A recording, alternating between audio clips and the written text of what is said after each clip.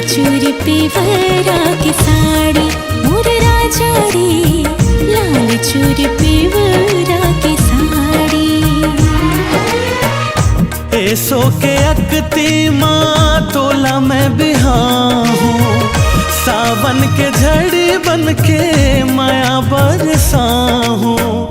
हर एक सपना सजा हूँ ए सजने वो, जीवन के संग ने बना हूँ दीवाने वो, मांग तोर सिंदूर सजा हूँ।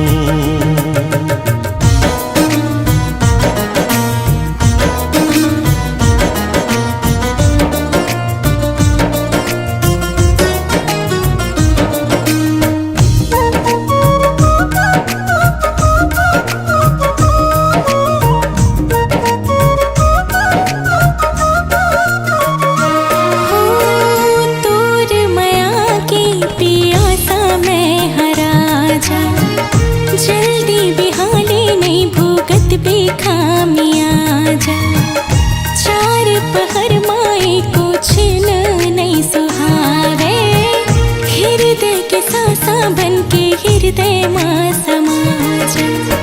काया तोर कोवर आगे कसबरत है, कुछ काहे हो ना जाए जिया मुर डरत है।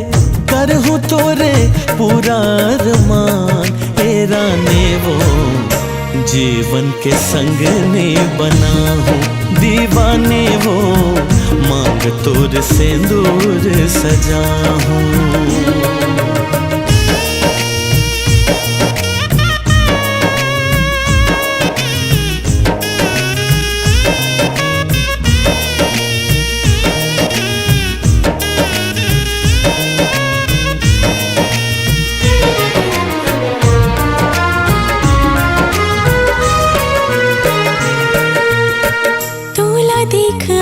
खिले उड़ गई निंदिया, हृदय माँ बाजत ही माया की बसुरिया, तन माँ सुर मई उठते ही लोर जी, तेरे माँ आजा संगे माया रंग घोर जी।